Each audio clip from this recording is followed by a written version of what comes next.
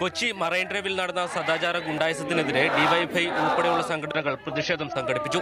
DYFI സംഘടിപ്പിച്ച സ്നേഹ ഇരിപ്പ് സമരം CPM ജില്ലാ സെക്രട്ടറി പി രാജീവ് ഉദ്ഘാടനം ചെയ്തു. വനിതകൾക്ക് നേരെയുള്ള കടന്നാക്രമണം രാജ്യത്തും കേരളത്തിലും ഒക്കെ ശക്തിപ്പെടുന്ന ഒരു ഘട്ടത്തിൽ അതിനെതിരെയുള്ള ഒരു സാമൂഹ്യ അവബോധം രൂപപ്പെടുത്തുന്ന പ്രവർത്തനത്തിൽ വനിതാ സംഘടനകൾ, അതുപോലെയുള്ള സന്നദ്ധ സംഘടനകൾ, സർക്കാർ, സമൂഹം എല്ലാം ശ്രമിച്ചുകൊണ്ടിരിക്കുമ്പോഴാണ് ആധുനിക സമൂഹത്തിൽ ഒരിക്കലും പ്രതീക്ഷിക്കാൻ പാടില്ലാത്ത രൂപത്തിലുള്ള ഒരു പ്രവർത്തനം കൊച്ചി പോലെ മെട്രോ നഗരമായിട്ടുള്ള ഈ നഗരത്തിന്റെ ഹൃദയഭാഗത്ത് സംഭവിച്ചിട്ടുള്ളത്.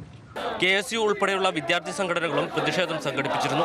വൈകിട്ട് 4 മണിക്ക് മറൈൻ ഡ്രൈവിൽ കിസ് ഓഫ് ലവിന്റെ നേതൃത്വത്തിൽ ചുംബന സമരം നടത്തുമെന്ന് പ്രഖ്യാപിച്ചിട്ടുണ്ട്.